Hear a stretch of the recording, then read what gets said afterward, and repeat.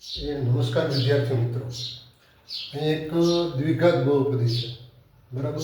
3x² - x - 4 ના શૂન્ય alpha અને બીટા છે. તો alpha square beta plus alpha beta square બરાબર ખાલી જગ્યા.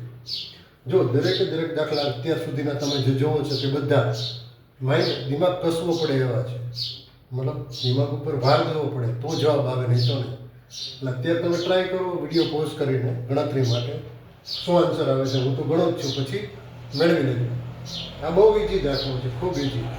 તમે જોજો કઈ રીતે ગણતરી થાય છે.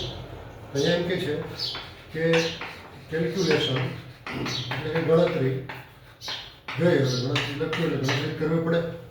તો અહીંયા આપણે આ કન્ડિશન પહેલાં લઈએ છીએ, બરાબર. પ્રશ્ન પરથી શું કે alpha square beta plus alpha beta square, બરાબર છે.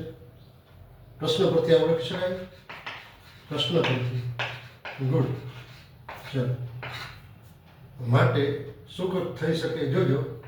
માટે ભાઈ મિત્રો, તો આલ્ફા અને બીટા તમે કોમન કાઢો તો અહીંયા આલ્ફા વત્તા બીટા રહેશે. વિચારી જો, ગણતરી કરી જુઓ જાતે એટલે ખબર પડે. આલ્ફા વત્તા બીટા રહેશે. હવે શું કરી શકો છો, તો તમે આલ્ફા ગુણ્યા બીટા બરાબર c/a લખી શકો સૂત્ર પરથી, અને આલ્ફા વત્તા બીટા = -b/a લખી શકો છો, બરાબર. અહીંયા લખો સૂત્ર પરથી. શેના પરથી? સૂત્ર પરથી. આખું છે ગોચર. હવે c/a -4 ના છેદમાં a 3 ગુણ્યા નિયમના માઇનસ છે b = -1 છેદમાં a 3 શું થઈ જાય?